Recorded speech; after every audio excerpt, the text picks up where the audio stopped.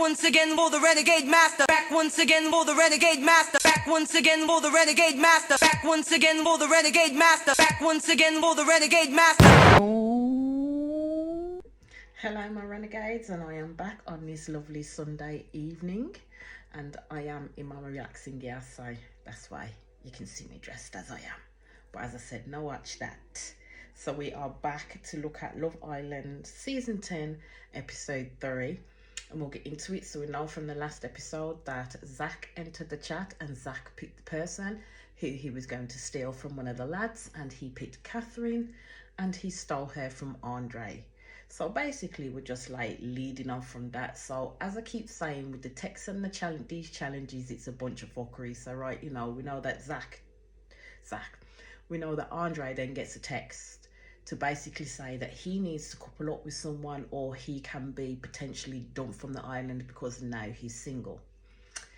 Through this episode we do see, because I think Ruchi's already said it before, that she does have a little thing for Andre, and we shall have to see how that plays out during this episode and the episodes on, in that sense. Now, as I talk about them, I may shorten their names, but that's just me, and that's how I roll, because I can't be asked to say their whole names on the screen, so I might just shorten their names in that sense. So we see Zach take Kath to the terrace. Now, I have a theory about this terrace, because it happens throughout majority of the Love Island shows where they're taken to the terrace. Now, the terrace is kind of a significance for these people, because it usually is where you have your private chat, and it's where you kind of share your first kiss with someone that you're interested in. So people have put a significance on this terrace, and the reason why I say that is because I want you to remember that through when we talk about all the episodes going on and how people end up being on the terrace. Everybody knows what you're going to the terrace for, basically. Okay, everyone knows what you're going to the terrace for. But as I always say, you can let me know what you think on that.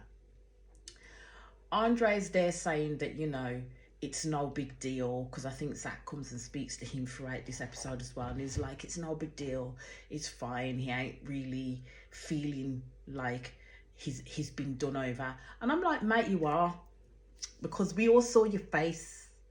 We saw your face when he picked Catherine, and you were not happy in the slightest, because I will say it once, you should have stepped up your game up in that place, because Zach was talking to her and pulling her to one side and giving her that sweet talk, because that's got the gift of the gab at the end of the day. You didn't really show Kath anything, Dre. You didn't show Kath anything in order for her to say, well, I don't want to, like, you know, be going and I'm focusing on Dre, or I don't want to explore what there could be with Zach. Basically, that option was wide open for Kath, because I'm sorry, but Dre didn't put in the work in terms of that, because he had an inkling, he definitely had an inkling that Zach was interested in Catherine. The fact that he kept pulling her for talks and this, that and the other, but he didn't go and step his game up in that regard. So he left the path wide open for Zach to kind of sweep in and do what he wanted to do in that regard. So basically, you know, when I was looking at the interactions between Kath and Zach, I would say that they had more of an interaction and more of something about them than when Kath was like having an interaction with Andre. I think Andre was the one pushing for that little bit more, whereas with Kath, she was a little bit stand back. She didn't want to close herself off too quickly. Like other people I could mention, she really did not want to close herself off too quickly, and I think she was kind of looking at anybody else who came in, but the only person who really caught her eye when they came in was Zach. So Zach took that opportunity in which to speak to Kath. I also have an idea that the ones coming in actually get to watch the program before they come in. So they kind of already know or have an idea of who everybody is and who is like in their list, like their top 3 or top 2, or the one that they really want to gravitate towards. So I have an inkling that they've been watching the show anyway, the ones that do come in. So they have an idea of how everybody's already interacting with each other, have an idea of how the relationships are between people. So when people think other people are coupled off and there's no leeway, they won't go for the person that they really want to go for. But we will talk about that more as time goes on. So you do see Ruchi, who then opens up and starts to comfort Dre, basically. And I do believe that Ruchi wants Andre. She's wanted Andre from the get-go, because I think her top was definitely Andre and Ty, I believe.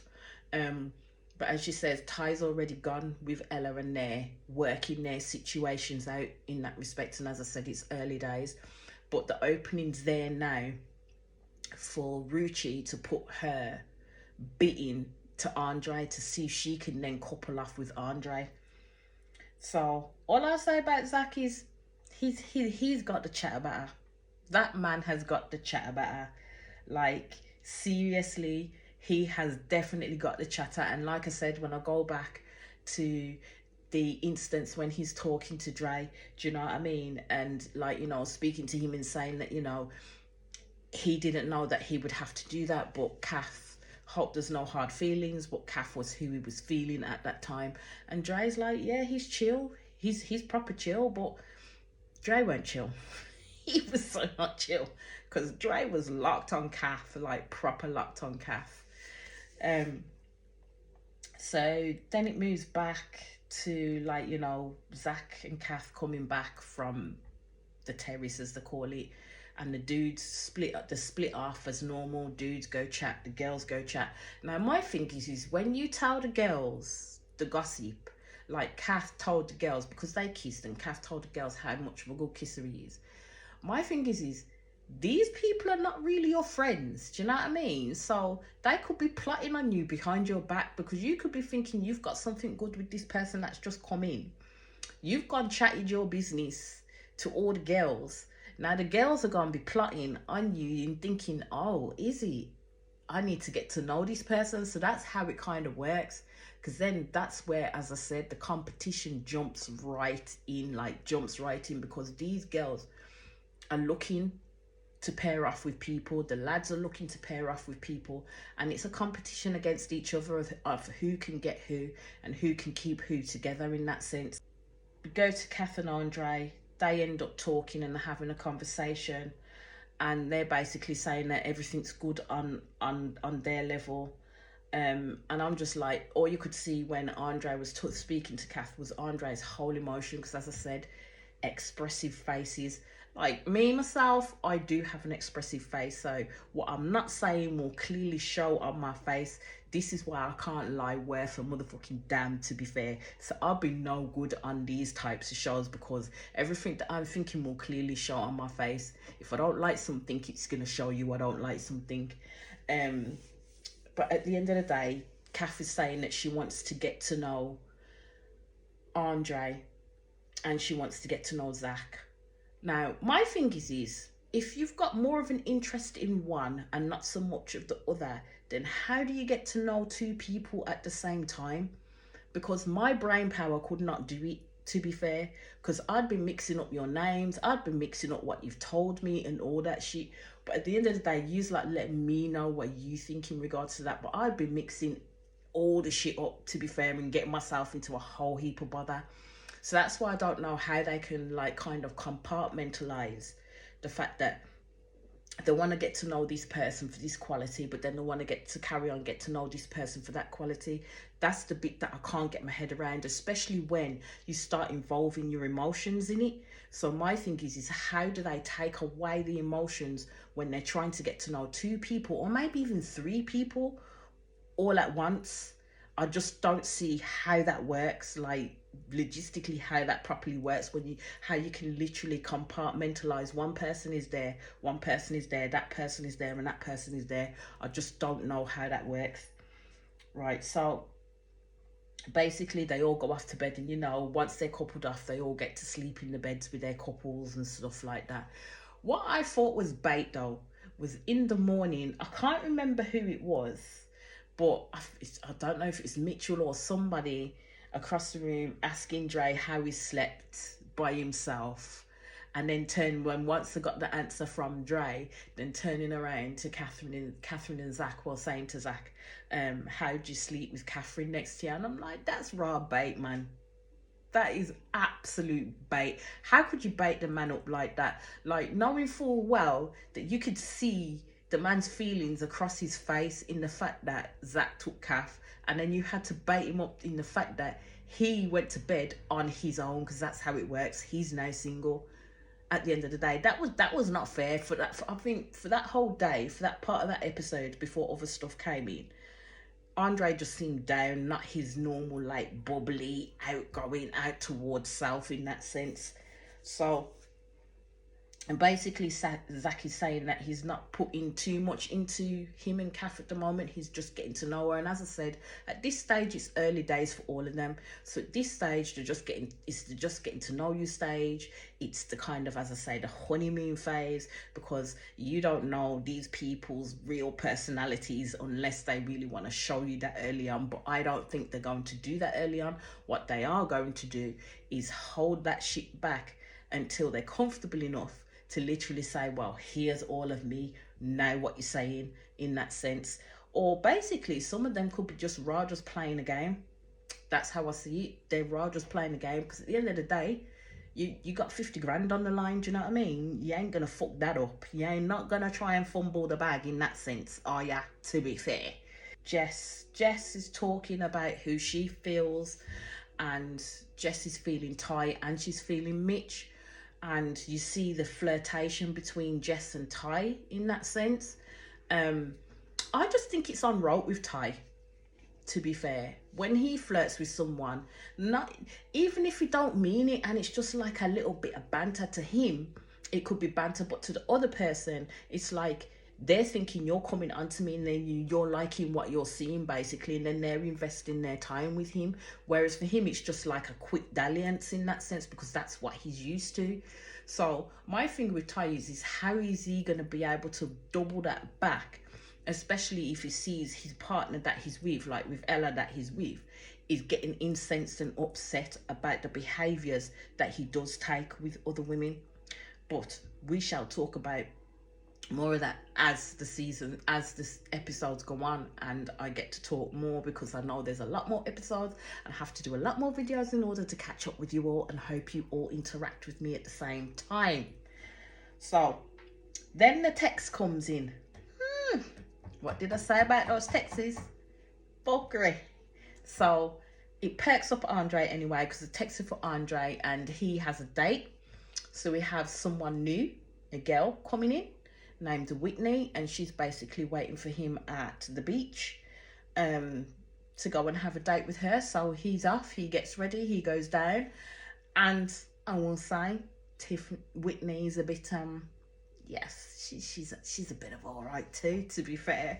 To be honest, she's another dark-skinned sister, and I'm liking this whole diverse coupling going on, and also the black people together going on. So I'm liking it. I am liking it. I am. From all the other past episodes of Love Island that I've watched, I am liking this one, because this one is the most diverse in terms of the caliber of people that are in there. It is the most diverse in that sense.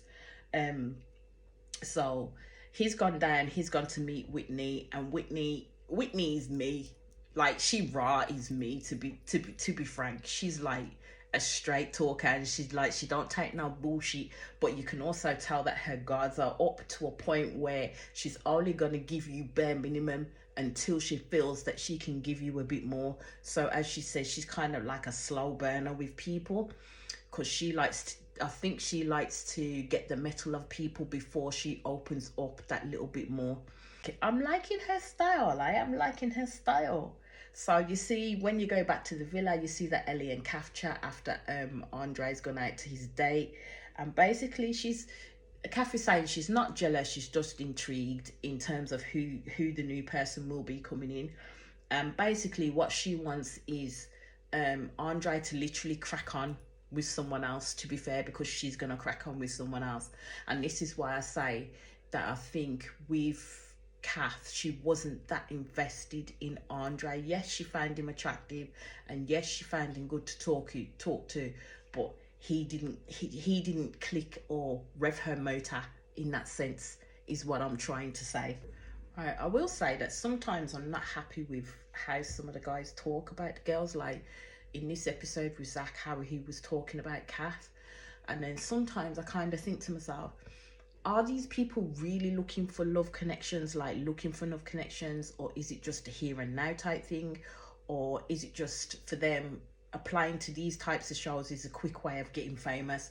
That's how I'm looking at it, because you've got the realm of social media and all these reality TV shows that are making all these reality stars, and people hoping that when they come out of them, you know, people will pick them up, or they'll get brand deals, or they'll get this and or they'll get that. It doesn't happen all the time.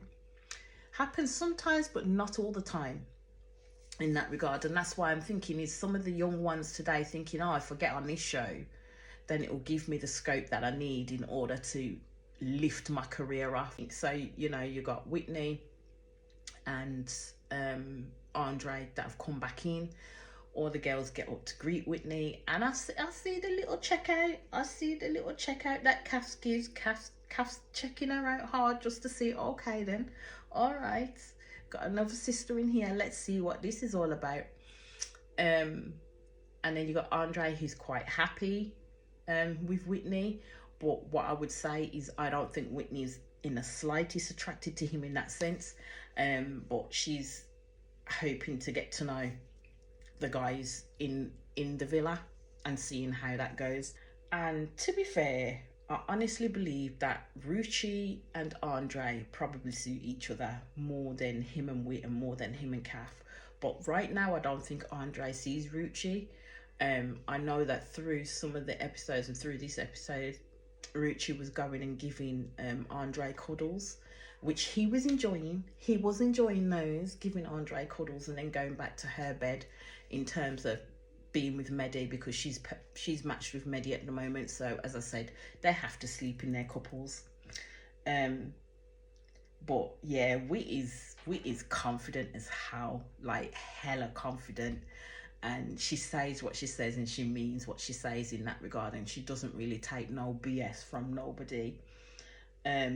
Basically, yes, Whit had the chat with Dre, but I think what's literally put a barrier in place for her is the fact that Dre is so young, that he is 21, and she's probably thinking that he hasn't experienced the world as she's experienced it yet, being a bit older than what he is, and she wants a guy who's a little bit older and a little bit more worldly in regards to probably women, how to behave, how to act with women, what they need to do in order to keep her interest and things like that. So that's why I'm saying she was not attracted to Dre. Yes, Dre is a handsome guy, like absolutely handsome guy, but she just was not attracted to him in that sense, because he didn't rev her boat.